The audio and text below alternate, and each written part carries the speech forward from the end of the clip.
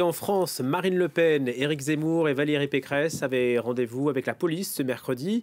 Les trois candidats de droite et d'extrême droite ont dévoilé leurs propositions au syndicat Alliance, syndicat majoritaire dans la profession.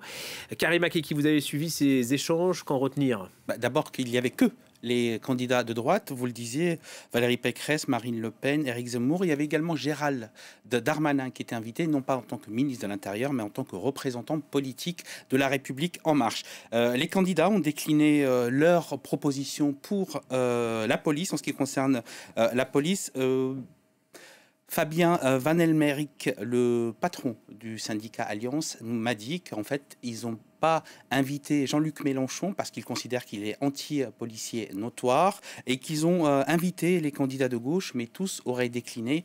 Anne Hidalgo et Yannick Jadot auraient décliné cette invitation. Eh bien, les candidats ont pris la parole, mais avant, on leur a diffusé un film, le film Bac Nord, qui est sorti l'année dernière. C'est un film qui raconte les difficultés de la police anticriminalité dans les quartiers nord et qui raconte également les dérives de ces policiers, les difficultés de leur travail. Ensuite le syndicat, les syndicalistes qui étaient présents ont proposé un pacte d'autorité aux candidats, plus de sévérité, des peines planchées. Ils ont demandé à ce que la justice suive la police. En d'autres termes, ils considèrent que la justice ne condamne pas assez. Ils ont par exemple proposé pas d'aménagement de peine pour les prisonniers qui purgent leur peine. Difficulté dans ces cas-là, il faudrait construire au moins une dizaine de prisons car les prisons débordent déjà. Et puis un vrai malaise au sein de la profession. Ce thème aussi a été abordé. Il a été abordé évidemment avec ces suicides de policiers. Il y a une polémique sur les chiffres. 11 policiers officiellement se sont suicidés, sans compter les gendarmes. Le président de la SOS Police Suicide, lui, établit le chiffre plutôt à une vingtaine de suicides en tout état de cause.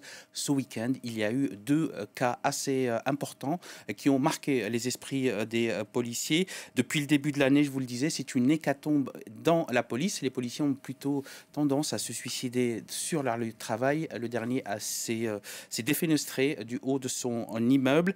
Eh bien, c'est un phénomène complexe, ce suicide des policiers. Il n'est pas récent, il date d'à peu près 25 ans. Et depuis 25 ans, on ne trouve pas les bonnes solutions pour y remédier. En tout cas, il y a plusieurs explications à ce phénomène. D'après le président de l'association SOS Prévention Suicide, il y a d'abord le choc post-traumatique des policiers qui étaient en première ligne ces dernières années. Ils ont dû gérer le phénomène des gilets jaunes. Ils ont dû gérer également les tentatives de terroristes en France, l'augmentation du risque terrorisme en France, et puis l'usure, l'accumulation de tous les jours, les policiers qui se sont dévalorisés également dans leur vie, qui se sont déclassés. Il y avait un policier de la BAC, justement, avec qui je parlais aujourd'hui, qui me disait, eh bien, on se sont tous déclassés, on gagne à peu près, après 10 ans ou 15 ans de carrière, autour de 2000 €. On a l'impression de s'appauvrir de plus en plus. Les solutions qui sont apportées par la direction de la police, pour l'instant, elles sont jugées insuffisantes. Ils ont rencontré le directeur de la police nationale, Frédéric Vaux, qui lui a promis l'extension d'un réseau qui s'appelle Sentinelle, qui est de veille, de policiers qui veillent sur les policiers.